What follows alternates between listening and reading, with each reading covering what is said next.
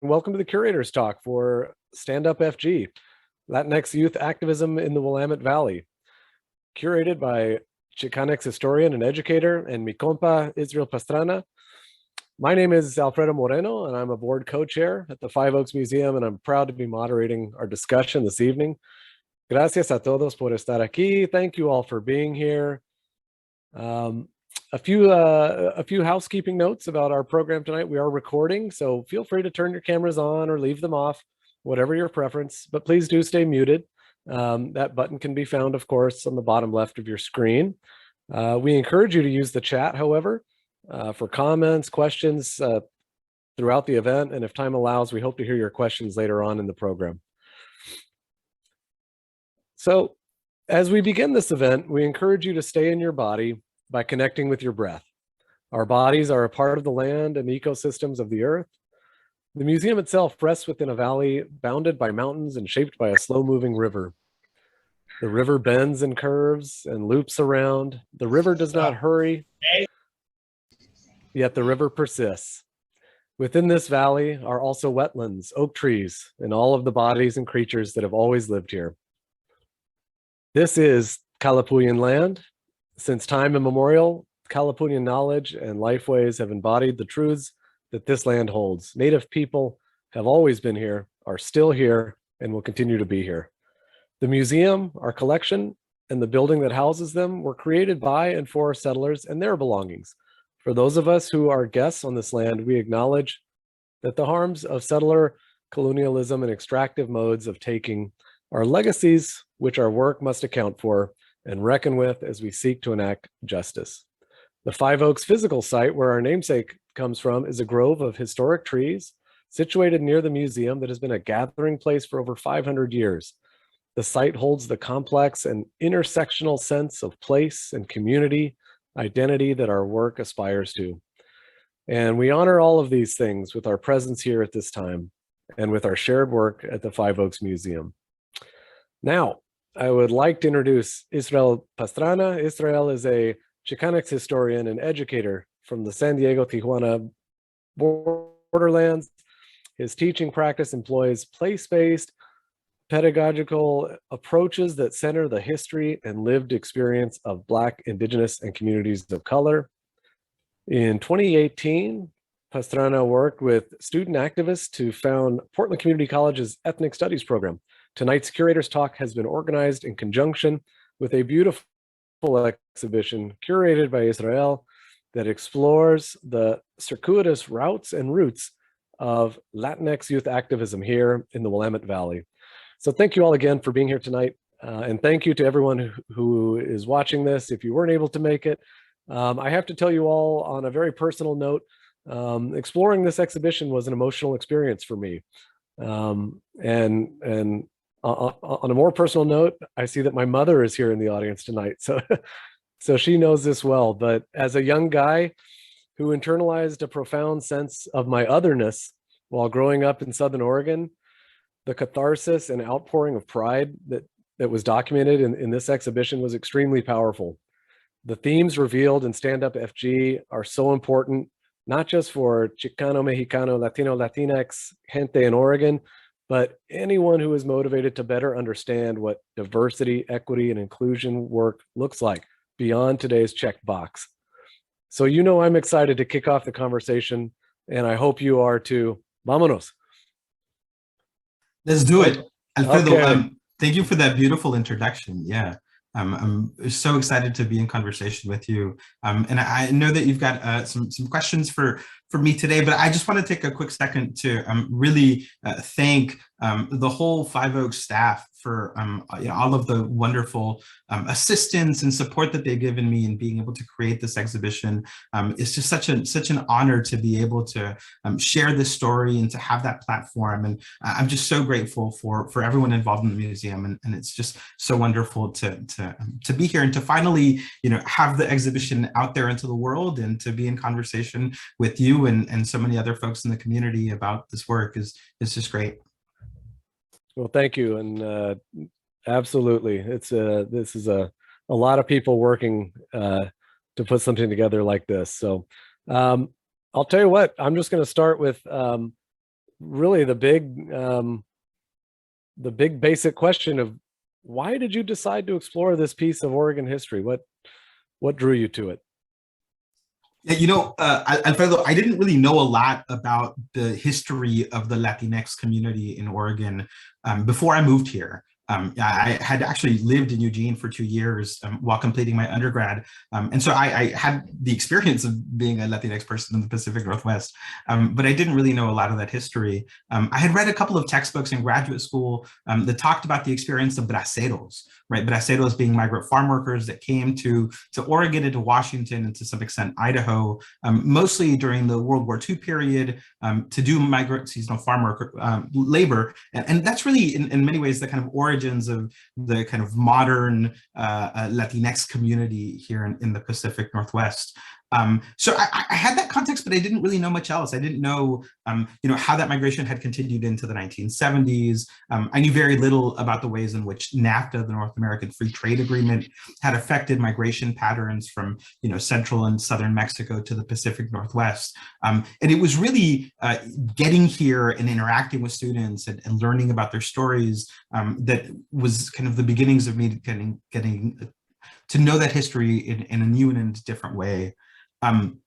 In terms of how I came to explore this particular piece of Oregon history, I explained in the exhibition's introduction that I had just literally arrived in Portland when Stand Up FG happened. Like, I don't think it's an exaggeration to say that my belongings were still loaded on the truck when the walkout took place. And I knew right away that it was a really significant event. I knew right away because it was sustained, right? Even after those original walkouts, youth continued to be involved. And from my apartment in downtown Hillsborough, I could hear it. I could hear youth meeting at the Civic Center. I could hear them marching down the street. And so I knew that there was a lot of energy and enthusiasm to kind of keep the momentum going from Stand Up FG. And then the other piece is that once I started teaching classes at Portland Community College, those students who had organized and had been such a big part of Stand Up FG, they started coming through my classes. And they're brilliant, and I could name a whole bunch of them. Heriberto Bolaños, who had played such an important role in leading Stand Up FG, Petrona Dominguez, who was also involved as well, Joana Monroy, Olivier Barragan. It was just wonderful to have this cohort of students come through my classes who had had that experience of participating in Stand Up FG, and then wanted to keep that activism going. And so one kind of result of that was the establishment of ethnic studies at Portland Community College, which, as I suggest in the exhibition, is really an extension of the work that these youth had done in Forest Grove and in neighboring high schools in May of 2016. So it's that kind of like really personal connection that I developed with the students that made me think like, there's really an important story here that needs to be told and needs to be connected to the kind of longer history and legacy that, like I said, I knew of, but I wanted to learn more about. Well, that's incredible, kind of how, the world works in interesting ways, how you arrive right at this moment and are later able to be in a position to amplify these stories. And so we usually don't, phrase a question like this, but I guess I have to ask is, you're the subject matter, but why you? Why do you feel, what is it about your past that says that you're best qualified to tell the story? I had done a lot of reading on, Chicano and Latinx social movements, well-versed in that history through my graduate program. But it's quite another thing to kind of live it and to breathe it. And so, for me, when I think of like, why am I kind of well qualified to tell this story? I think a lot of it has to do with my lived experience. And in particular in being involved in protest movements. And so over the course of creating this exhibition, I reflected on my own participation in my very first walkout, which happened when I was in 4th grade. It was, 1995. California had just passed Proposition 187, and my 4th grade teacher led a walkout, to protest a really racist law that California had passed by a pretty significant majority. It's kind of interesting to think how far politics has come in California and in Oregon as well. So that event was really transformative for me in my youth, right? To be in that walkout, to kind of feel a part of a movement. And then much later, when I was in graduate school in 2008, at UCSD, there was an incident where a fraternity held a racist party off campus.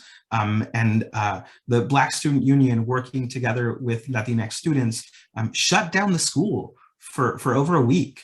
To demand that the college, the university, really take seriously the demands of Black students. And so it was that experience as well, right? And at that point, I was a graduate student. And in fact, I had, some of these students who were leading that protest were my students in sections that I was teaching. And so when I arrived here and sort of saw the context of what was happening, that background kind of is, I think, what kind of made me say, okay, I know what to do here. And I wanted to get involved, right? I didn't want to just stand on the sidelines. Yeah, incredible. I had a history professor who would talk about the things you put in your cultural backpack and that you bring with you into all these experiences. So it sounds like you were certainly, that was the case for you. I'm curious about your experience with the museum, with the Five Oaks Museum's pretty unique guest curator program. What was it about the museum that best positioned it to tell this story as well?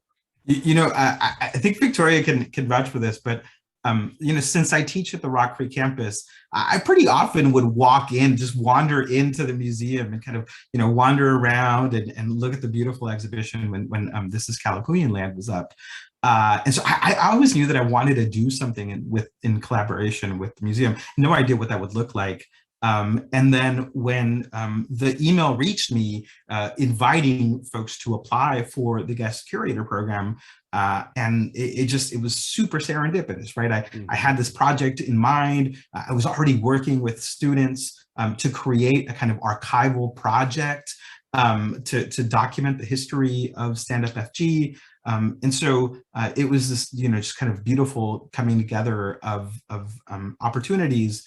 And I've just been so amazed by the incredible support that Mariah and Victoria, Molly, Nat, Rachel, everyone on the team has been able to provide. It's really, really incredible. Victoria designed the logo of the exhibition, right? I'm talking like we had some incredible help. I had some incredible help from the museum staff. And, I often, made this comment that I'm not a curator, I'm feeling really out of my league. But they would often remind me that you are, you're curating this exhibition, you're doing it, man. And so I just really appreciated the support and the enthusiasm as we, sort of finish this project together. Really, really, really grateful. And also, I took a lot of inspiration from the amazing exhibitions that the museum has curated to this point as well. I was really inspired by the comprehensiveness of Displace, which, I saw as a kind of almost a textbook for understanding the experience of Pacific Islander folks in the Pacific Northwest. And so that was a huge inspiration in sort of thinking about what I wanted Stand Up FG to look like. And of course, This Is Kalapuyan Land is also really inspirational. I wrote about this in the application, actually, that the critique of the pioneer narrative that This Is Kalapuyan Land makes is something that I find really powerful. And, I think that kind of way of looking at history through this pioneer lens is often applied to the immigrant experience. And I'll tell you what I mean. We tend to think about like immigrant experiences as being like a kind of linear progression where, things might have been really terrible, but over time through kind of hard work and assimilation, right, folks kind of achieve that kind of American dream. And oftentimes you kind of use that trope to kind of explain these immigrant experiences. But what the story of Stand Up FG tells is that that's not the case at all, right? The youth are confronting a lot of the same issues that, folks had confronted in the 1970s. Yeah. And the ways in which, that story is much more cyclical than it is a kind of straight line, I think speaks to the power of that critique that This Is Kalapuyan Land had really forcefully made in their exhibition. So this is the wonderful support that the museum has provided, but also kind of what was already there that I could build on is also something that was incredible. That's interesting that you had mentioned, the cyclical nature. It instantly made me think of, the wonderful, beautiful movie El Norte, Gregory Nava, and there's, the circle is present throughout the movie, story of a brother and sister immigrating out of Southern California, and just kind of that it isn't that linear, Neil Diamond coming to America kind of deal. It is often more of the circle and more of the same things that you have to keep struggling with. And this leads me right into our next question. In this exhibition, you make it clear that youth activism has never been confined to the history books. It's not just a start and stop event. And just a few weeks ago, we saw headlines of students at Tigard High School walking out of their classrooms. There's still a tremendous amount of urgency to this, isn't there? Yeah, absolutely. Tigard High, but I also think of the situation in Newburgh, right, where the school district has outlawed or banned the use of BLM banners, of pride flags. Mm-hmm. I think that's also kind of reinforces the urgency of this story. I use a metaphor in the exhibition that I, borrow from Roberto Lobato, who's written this wonderful book called Unforgetting, and he describes this as the machete of memory. Right. And he says the machete of memory works to kind of tear apart histories so that it's hard for us to kind of connect them together. Right. So the machete of memory is a kind of a tool for forgetting. And ethnic studies, I think, then is kind of like the opposite. It's the thing that kind of ties these histories together. And so I wanted this exhibition to be a kind of antidote to that machete of memory by kind of stitching together these histories of Latinx youth activism in the past and the present, right? And so, I think that the kind of cyclical nature, right, to come back to kind of where we started, right, is a huge part of the story, because youth have to continuously sort of confront these barriers, right? And it's this incredible struggle. And part of what it was so amazing to me about the Stand Up FG movement is the deep knowledge of history that these youth brought with them to their activism. Yes. You see it in the banners. You see it in the chants that they're using. You see it in the amazing artwork that they produced in reference to Stand Up FG. These youth had an incredible understanding of the legacy of Chicanx activism. And what's amazing to me is that they're not learning that in schools. Right? Like that's work that youth are kind of doing above and beyond because it's important to them. And now, they're changing that, right? The law to kind of incorporate ethnic studies standards in K through 12 education, I think, is an example, right, of youth demanding, like, we want education that is relevant to us, that is accessible, that is oriented towards our communities. But if the schools aren't going to do that, the youth are going to get that education themselves. Right. And then they're going to apply those lessons. And I think Stand Up FG is just that, right? It is a manifestation of youth applying these lessons that they had taken from their own study of history, which is, I think, super powerful. Yes. Incredible. Now, I want to pull back the curtain a little bit on the exhibition and just kind of talk a little bit about some of the choices that you made, whether stylistically or just talking about your source material. For starters, Loteria. How and why did you decide to bring in Loteria and use that concept as a tool to tell the story? You know, that's a great question, Alfredo. And I don't really have a good answer. And the answer that I do have is probably a little bit embarrassing. Um, it came really late, the idea of using Loteria as a concept for framing the exhibition narrative.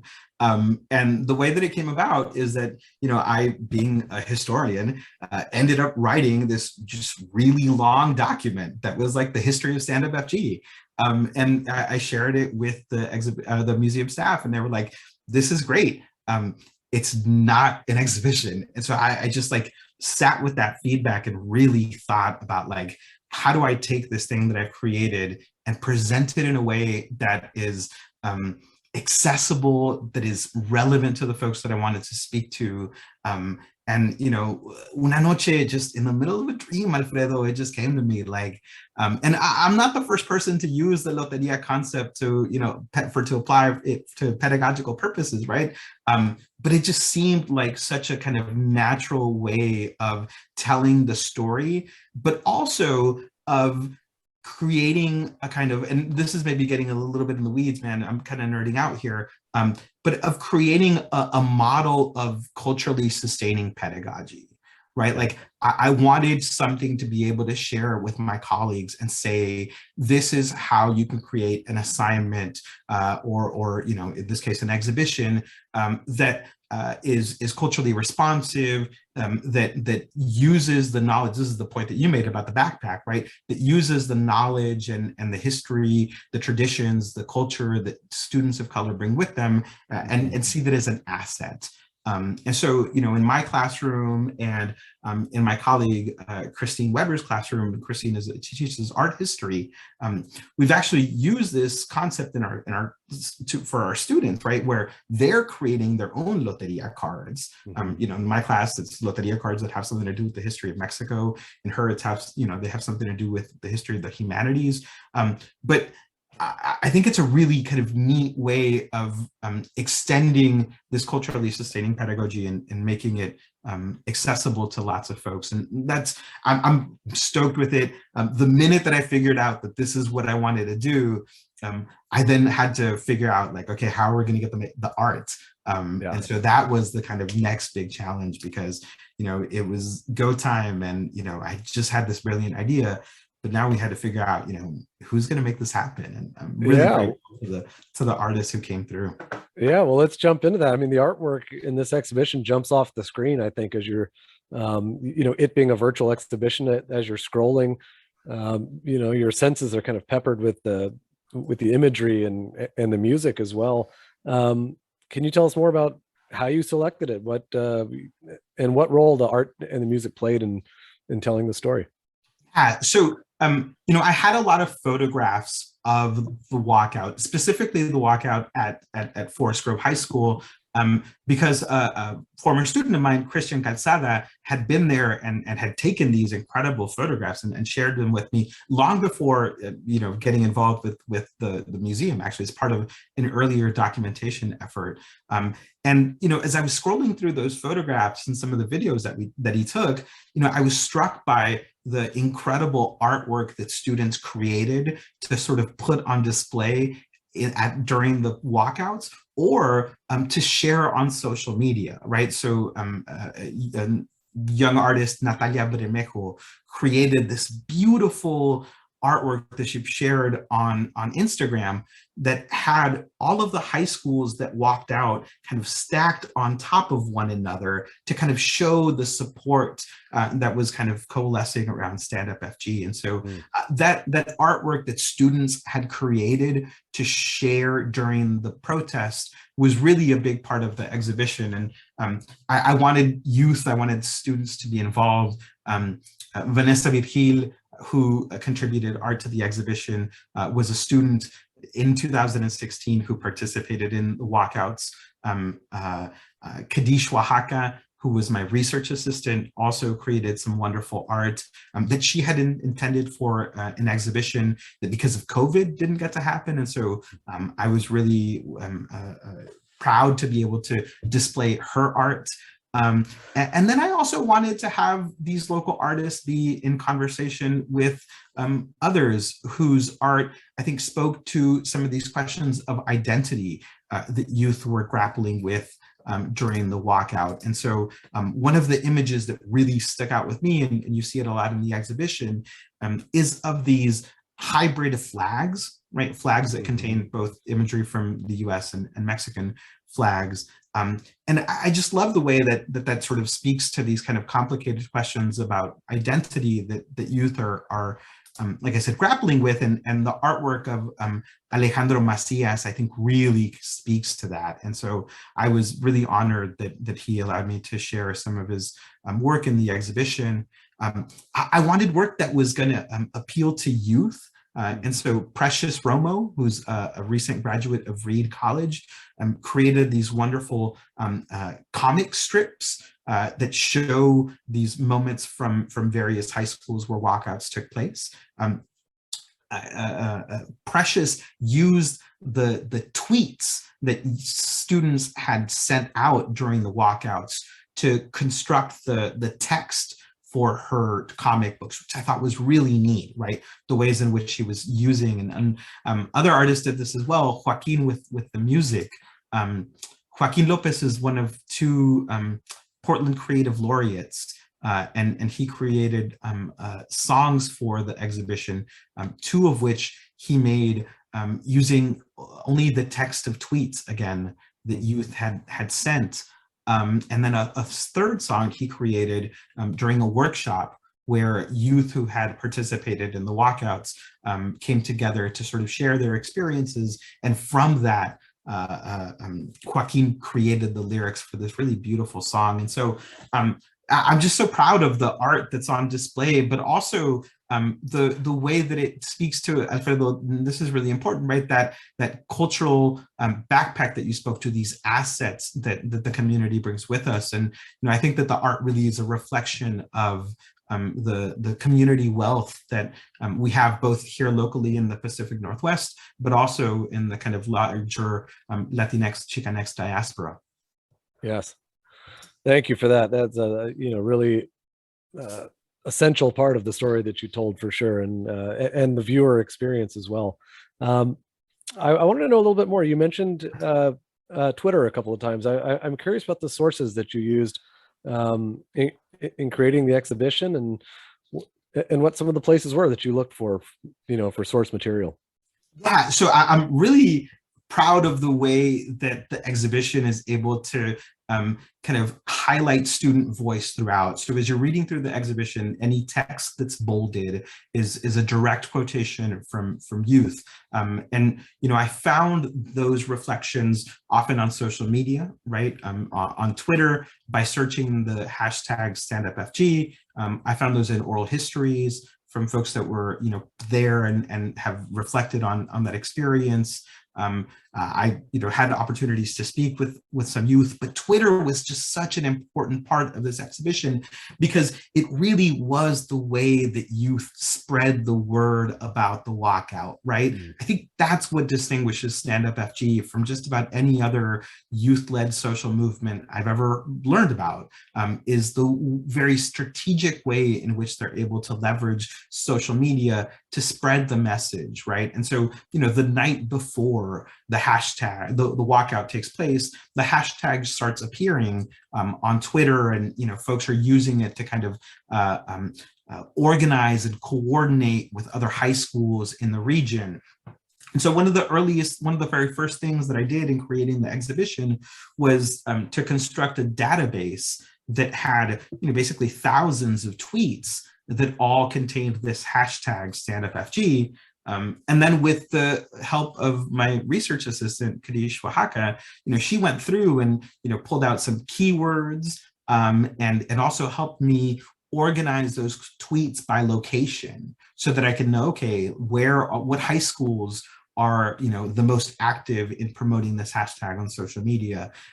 All of that sort of information was really kind of the backbone of the exhibition. And then around that, I was able to bring in just a lot of really incredible archival material.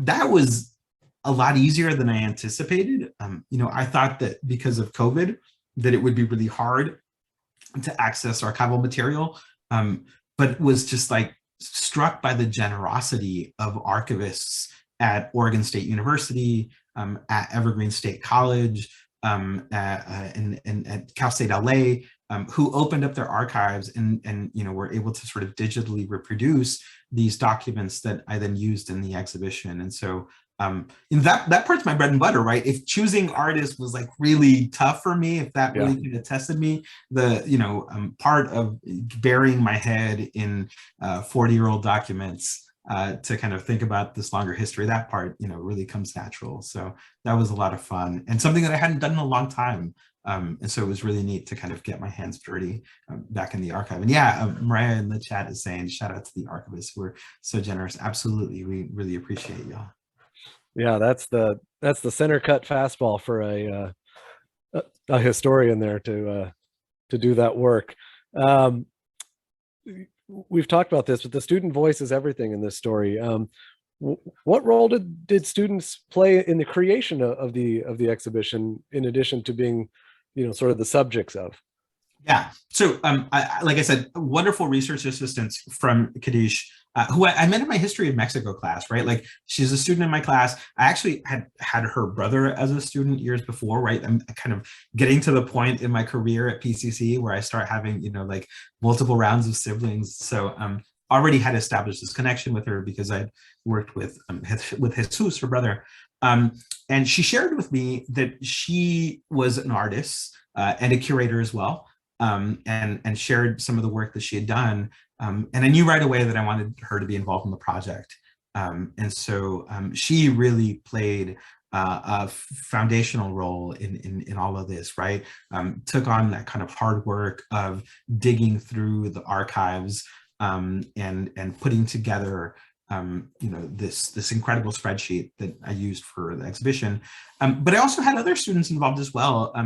Christina Carr is this PCC student in the graphic design program who created a beautiful serpent image kind of modeled on some murals from Colegio Cesar Chavez, some images from that I had shared with her. It was really neat to work with students from graphic design. And that's a partnership that I hope to pursue a little bit more. That's also, Alfredo, something that was really incredible about curating this exhibition is just reaching out to my colleagues at PCC who are doing this incredible work, but who I might not have otherwise connected with. And so, Christine Weber is an example of this, but, so too is the guy who runs the graphic design program who connected me with Christina. And I'm really excited to kind of continue to work with PCC faculty to get this exhibition in front of more students and to help prepare them to use the content in it, because I'm convinced that especially the Loteria concept can be used to teach lots of different things. I was just thinking recently about, the possibilities of using Loteria to teach principles of biology, right? Like, Alfredo, you remember taking a bio class in college? Oh, yeah. Right? The kind of nightmare for me was the vocabulary words, right? Like, mitochondria, okay, I can figure that one out. But, once you go beyond that, and so I think of, if I had Loteria cards that, had the image on one hand and the definition, that'd be a little bit more useful than flashcards. So I'm really hoping to find ways of connecting with other folks at the college to just, share this exhibition and get it in front of more students. Yeah, there's certainly lots of room for continued growth and a symbiotic relationship between, the museum and this exhibition and Portland Community College, where we both work. So, for those in the audience, if you have questions, I have a couple more that I'm going to throw out there to Israel. But if you have questions, feel free to use the chat, and then here or you're welcome to raise your hand and we'll get to you as well. But one of the things I wanted to ask you, Israel, is for me, one of the coolest aspects of this exhibition is the opportunity that we had as a museum to partner with Tualatin Hills Park and Recreation District. Full disclosure, which I am also an elected board member of. But this opportunity to develop a public art component inspired by Stand Up FG. can you tell us a little bit more about how all that went down?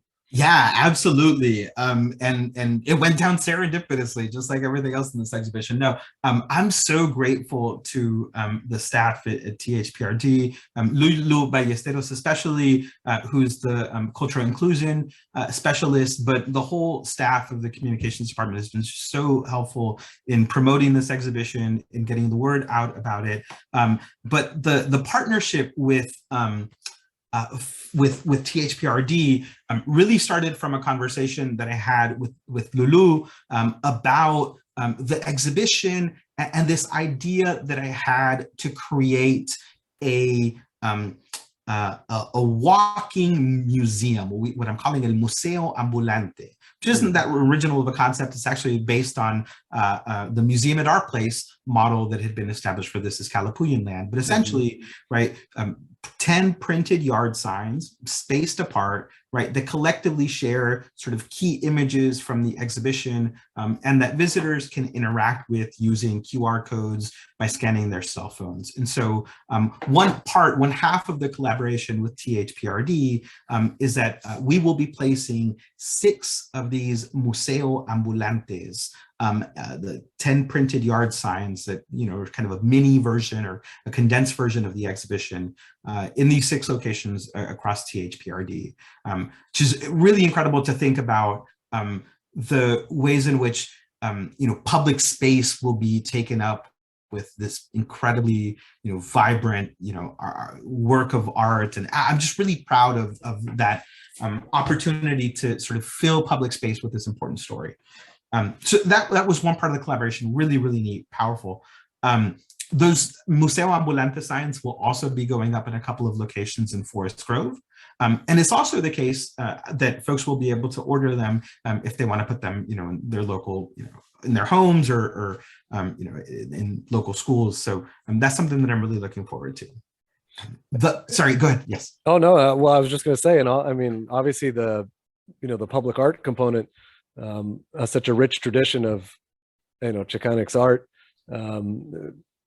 in major cities, mostly throughout America. So yeah. So and the second part of the collaboration with THPRD is this incredible project that they've been doing for a while now. It's called Talking Walls. And Talking Walls is a kind of public art project that really is about kind of putting images that sort of support the vibrancy and the diversity of the community in these very public spaces like parks and recreation areas. And so this is the 3rd Talking Wall installation that THPRD has done. But essentially what they've done is they've created this beautiful mural gallery. And so there are 7 12-foot long murals that are right now installed outside of the Aquatic Center in the Terpenning Complex on 153rd in Beaverton.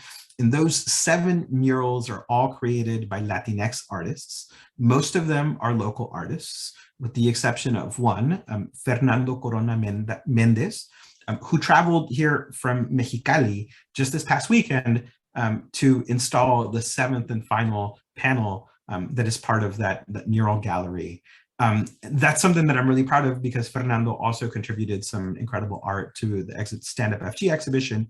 And, and shout out here to Lulu and everybody at THPRD there. It wasn't easy to get Fernando up here to finish that mural because of COVID restrictions on non-essential travel. And so we had actually intended for him to be here when the other panels were painted and we had this beautiful opening event, but he wasn't able to cross. And it was so heartbreaking for him to sort of invest so much and for us as well in his participation, and then ultimately to be turned down literally at the border, right? To be told, yep, sorry, you're not going to be able to go.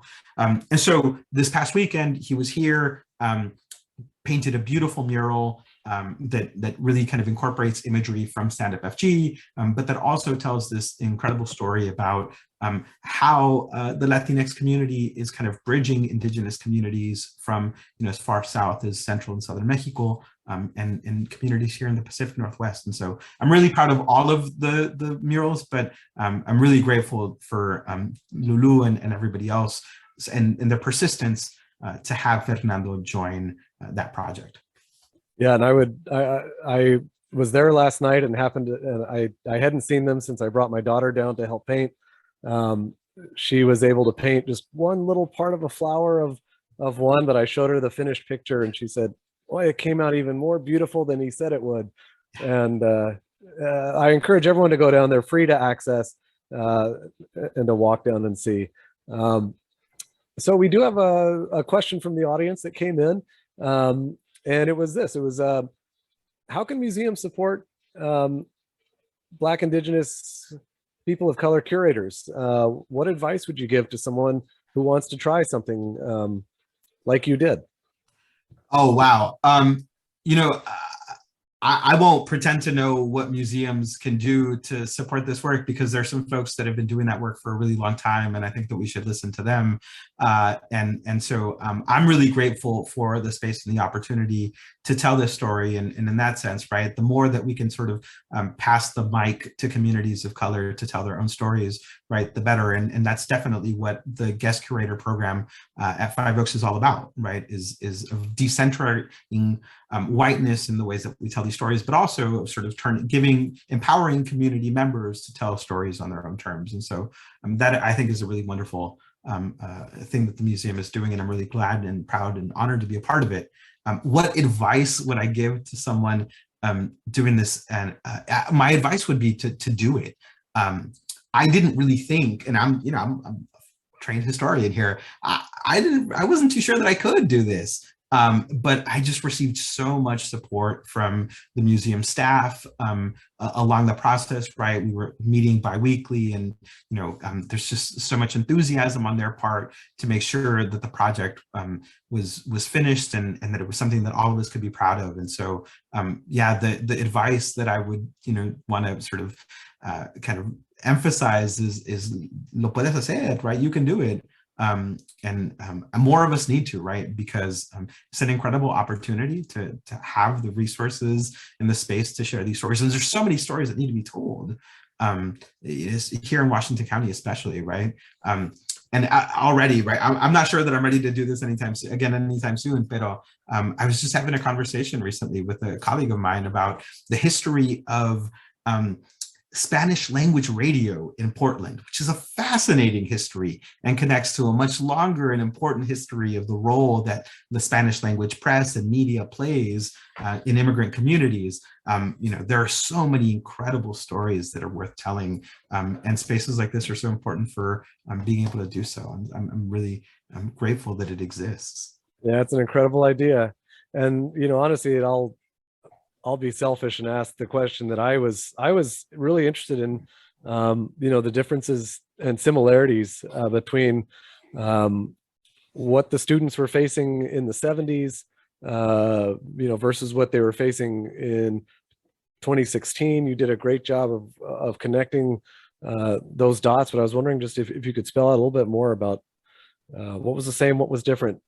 Yeah. In my history classes, I use Amiri Baraka's expression of the changing same a lot to describe for the conditions of African Americans in the 20th century. And I think that concept of the changing same is really useful in terms of understanding, these kinds of histories. A lot changes and a lot doesn't. And so, the educational context is very similar, right? The absence of Latinx teachers and the absence of diversity in the curriculum, right? That's something that students are articulating in both of these cases. There is a really important difference, though, between the activism of the 1970s and the activism that youth are engaged in today, and that is the role of immigration and citizenship.